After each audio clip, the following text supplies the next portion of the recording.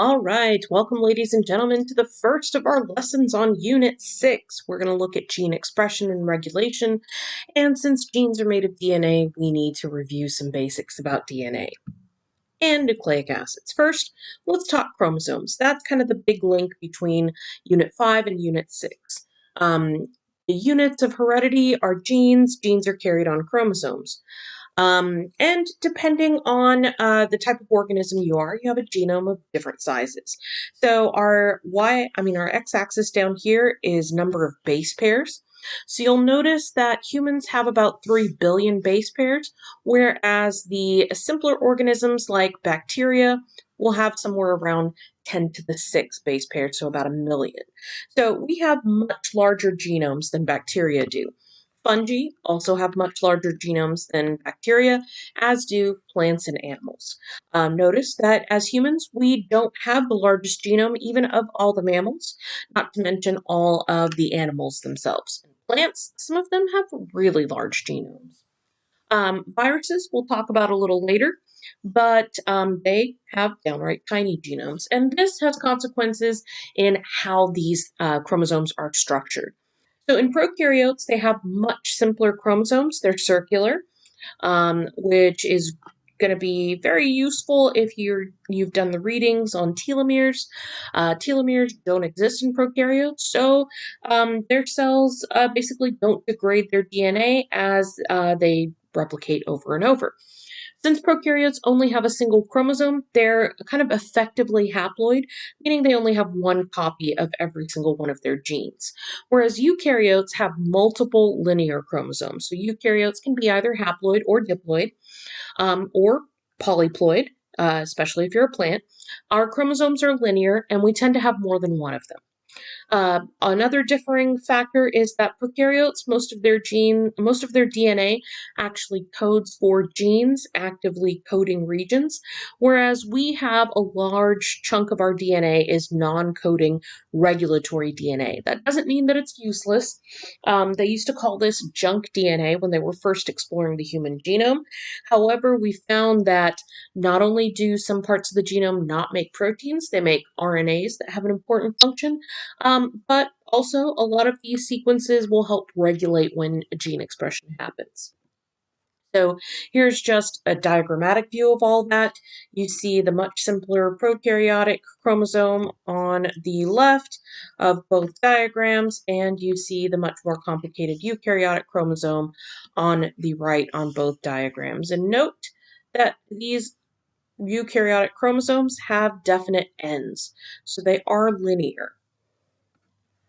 All right, let's talk a little bit about some extra special DNA that's actually not found as a part of the general chromosome. So I normally, if this was like in a eukaryote, I'd say, oh, this isn't found in the nucleus. But many bacteria, many species of bacteria will have these small structures called plasmids.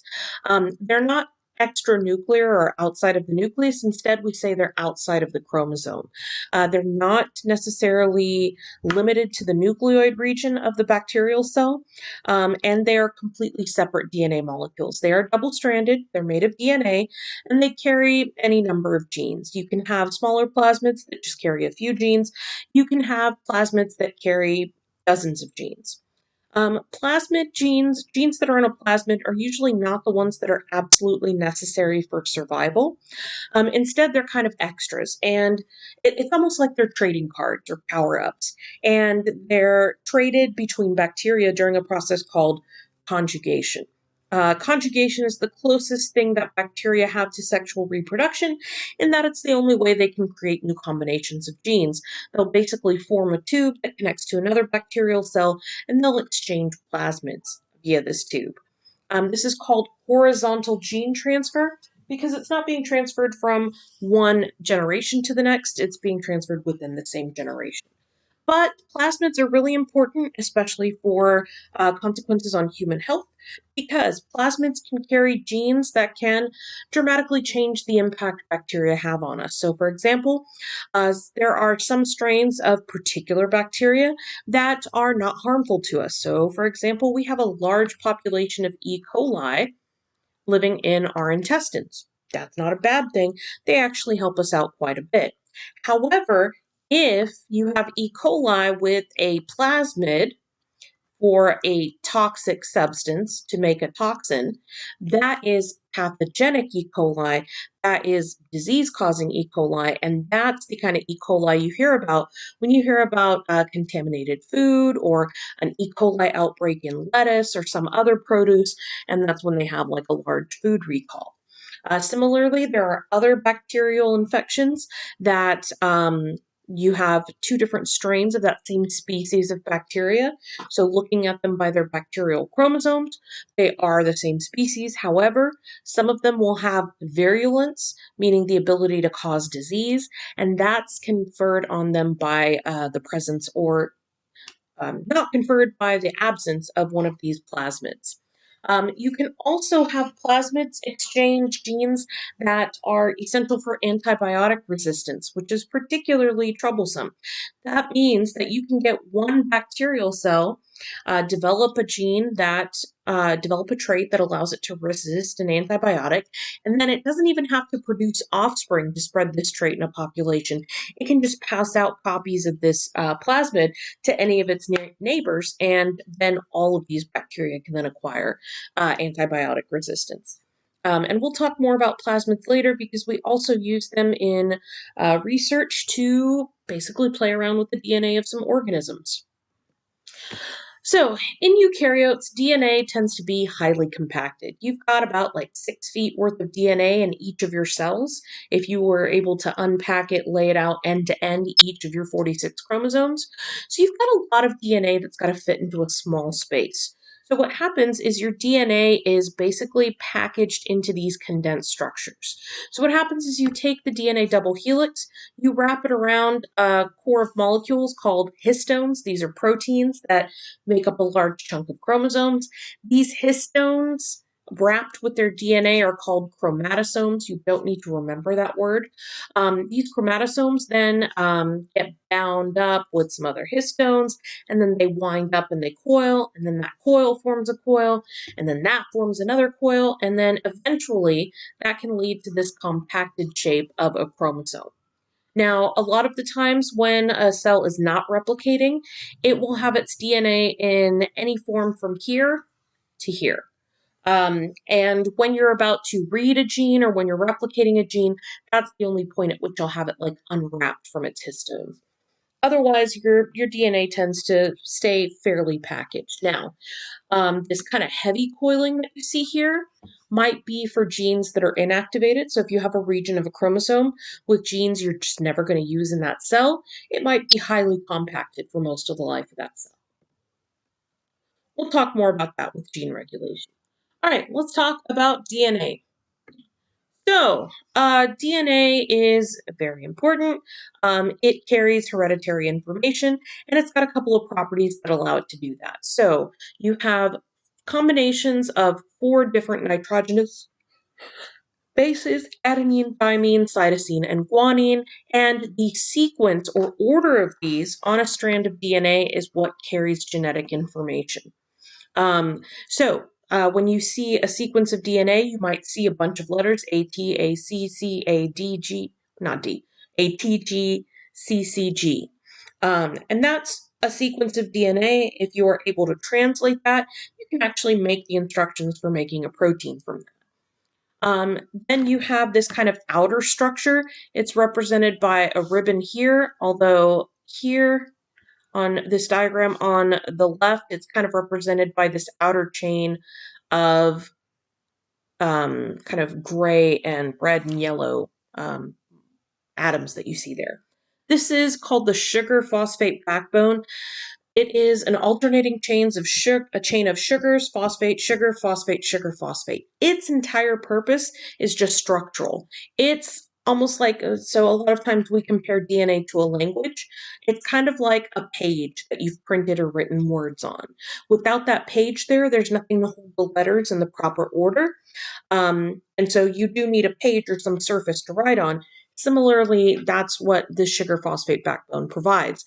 It provides something for you to write the DNA sequence on. Without a sugar phosphate backbone, you just have a pile of nitrogenous bases all jumbled around, no way to keep them in a certain order, and therefore they would have no meaning. It would be like if I took like a large chunk of like those alphabet magnets that you can have on the fridge and I just tossed them in a pile. They wouldn't form any meaning because they would just be randomly arranged. So, nucleic acids have some important properties. They have directionality, like we talked about in class. You do have what's called the 5' end and then the 3' end. The 5' end has a phosphate hanging off of it. So, for example, here, that circle is representing a phosphate group, and that hanging phosphate means it's the 5' end. The best way I can think of to remember that is think about the F in 5. Standing for the same F that starts out phosphate. So 5' has the phosphate. The other end is the 3' end, and that's got a hanging hydroxyl off of the end. The reason why this is important is because if you remember, enzymes and proteins have very specific shapes to fit their functions. Their active sites are going to be highly specific for the molecule that goes into that active site for their substrate. So things like DNA polymerase can really only hook on at one end. They can hook on to the 3' end of a strand. Once they hook on, they can start building a new strand of DNA. They cannot hook on to the 5' end of a molecule. It's just the wrong shape for them to attach. So because of this, DNA is actually synthesized from 5' end to 3' end, although it is read from 3' to 5'. But I will tell you, most of the time when you see DNA sequences, they'll be 5' to 3', and most of the time they will actually have that labeled on any diagrams they give you if it's relevant. DNA strands are complementary to each other. This is basically due to the behavior of nitrogen bases. Nitrogen bases pair with each other in a very predictable manner. If you are looking at DNA, adenine and thymine always pair together, and we'll talk more about that in a moment. Cytosine and guanine always pair together. Because of that, complementarity allows you to actually use one DNA strand to predict the sequence of the other. And that's super important for both DNA replication and transcription. These strands are also anti-parallel. They run in opposite directions. So from top to bottom, this left-hand strand in part A runs 5' to 3'. From top to bottom, this right-hand strand runs 3' to 5'. So they run opposite in direction to each other. And that's going to become important when we talk about replication.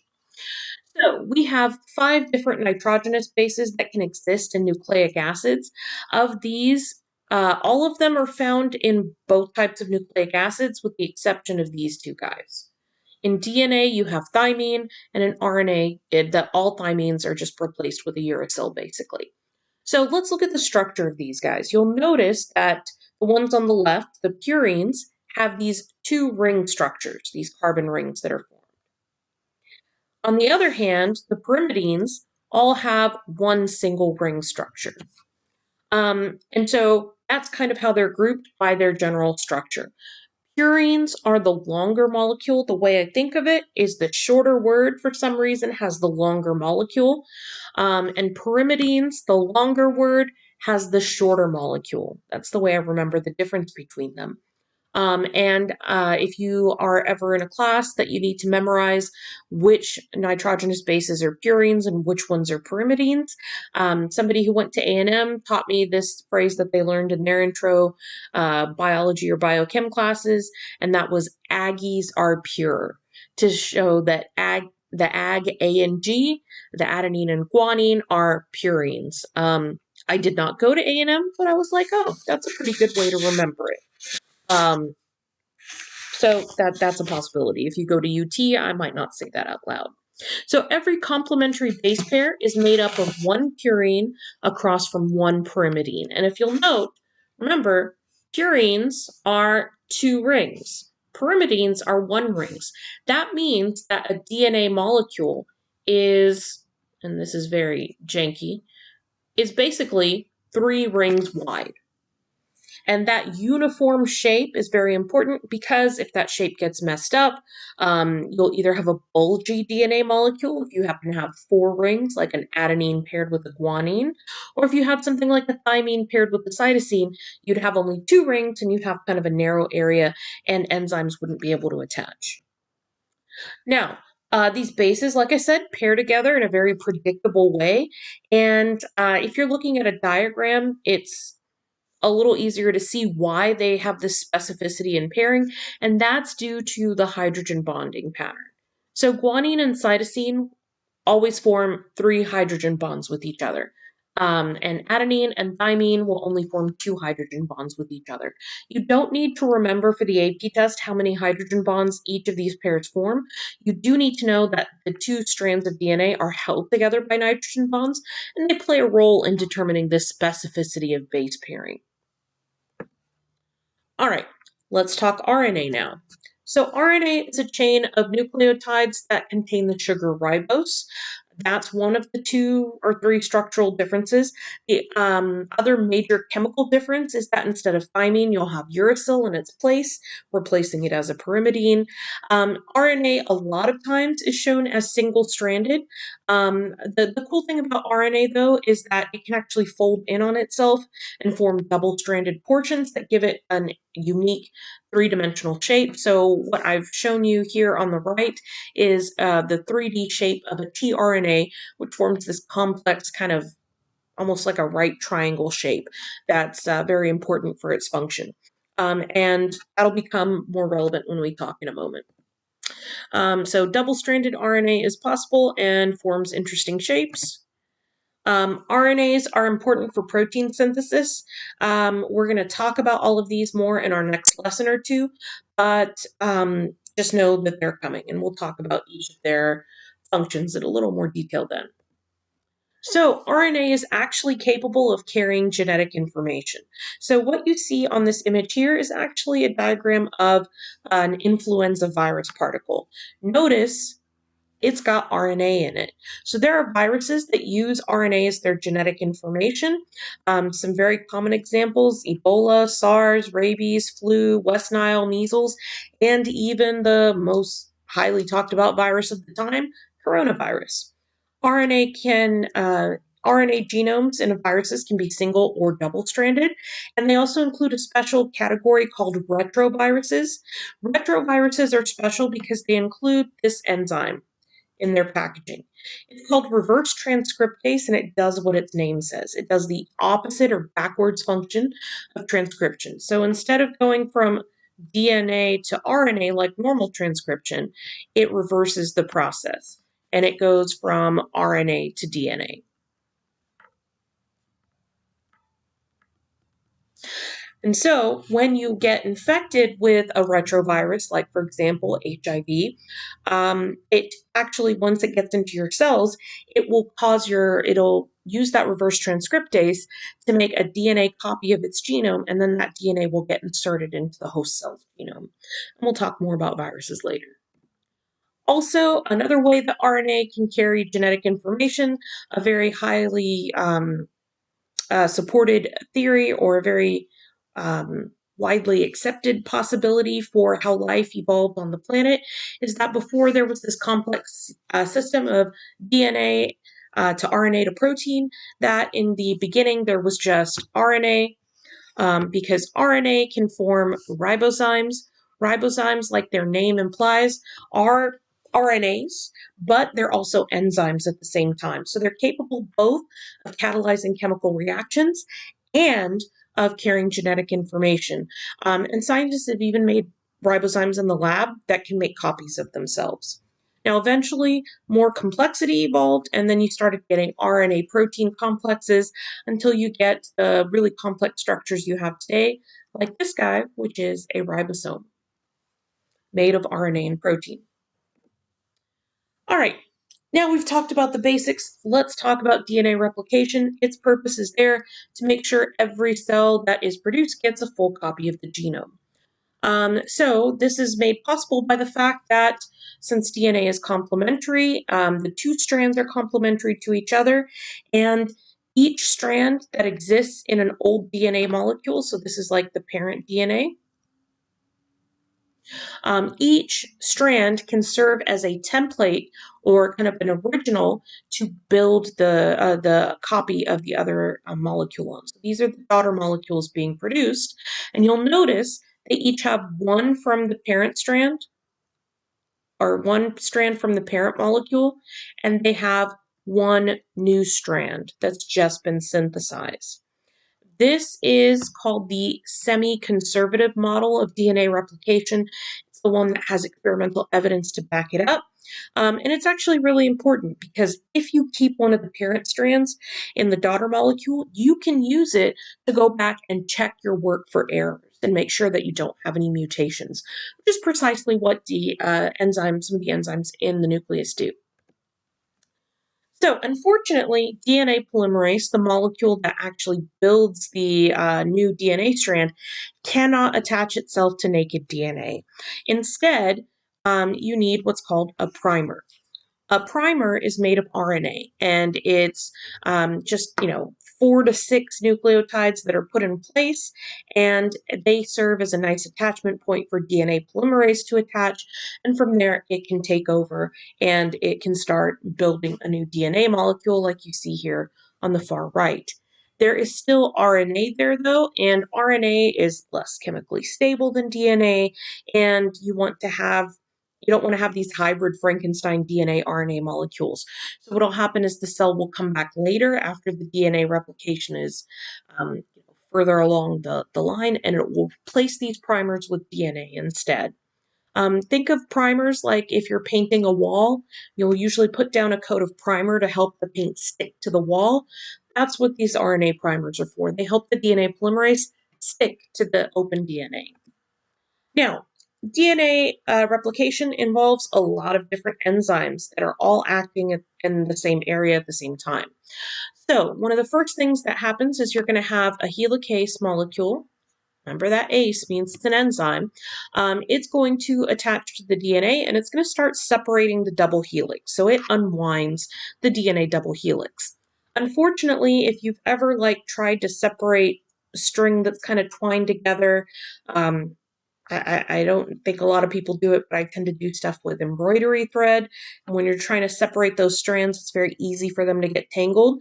To prevent this kind of tangling and coiling that will happen and could put too much strain on the unwinding DNA molecule, you have this enzyme called topoisomerase. Isomers are basically same atoms, different chemical configuration in a molecule.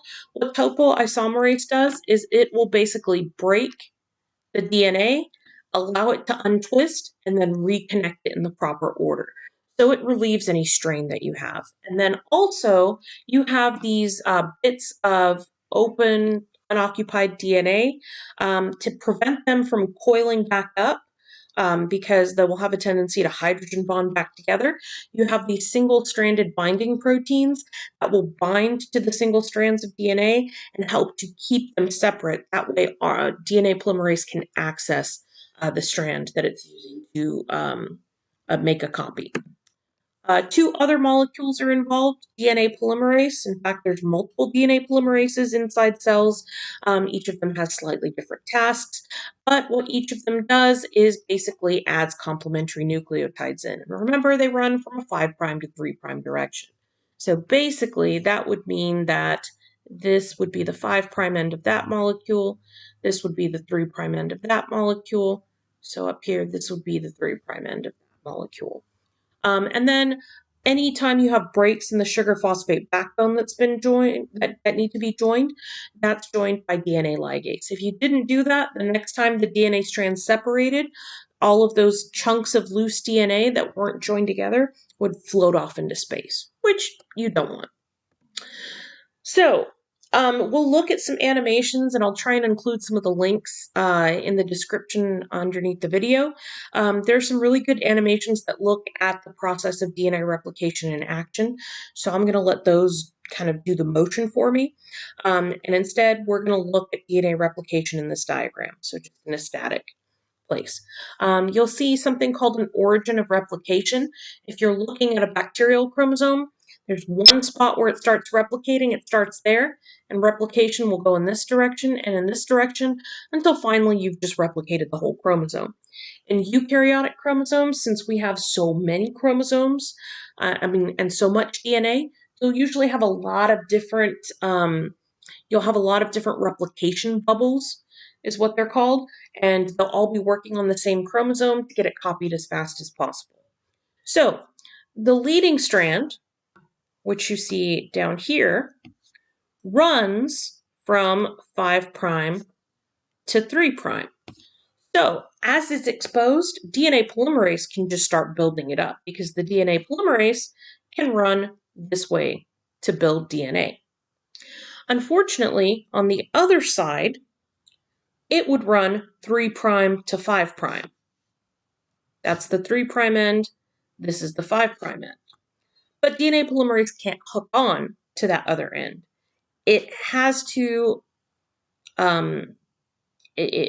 attach to the 5' end of an RNA primer. Anyway, it has to move from 5' to 3'. So what you end up doing is as soon as you expose a chunk of DNA on this other strand, an RNA polymerase will start close to the helicase. It will start replicating along the strand, and eventually it'll run into an area that's already been replicated. So this is an RNA primer. And as more of this DNA is unwound, you'll have another DNA polymerase that will come along and it'll replicate the next chunk. And then it'll replicate the next chunk and the next chunk. So you have what's called discontinuous replication, where on the lagging strand, first of all, it's running a little further behind the other one. Now, in reality, this stuff all happens super quickly. But it's synthesized in these small chunks, each of which has an RNA primer, each of which has to be removed. And then you'll notice at these places where these chunks are next to each other, that's where you have breaks in the sugar phosphate backbone. That's where you have to have DNA ligase come in and fix those breaks. All right, so these little chunks that are made on the lagging strand are called Okazaki fragments, named for the person who discovered them. So remember, if you discover things, you get to name them after yourself, or you can always name them mystery. And these chunks have to be joined by ligase. Otherwise, the next time these two strands separate, this one will go this way, this one will go that way, and they won't form an entire whole sequence of DNA. So that's it. I hope you enjoyed, because we're going to move on to transcription and translation next. And there's a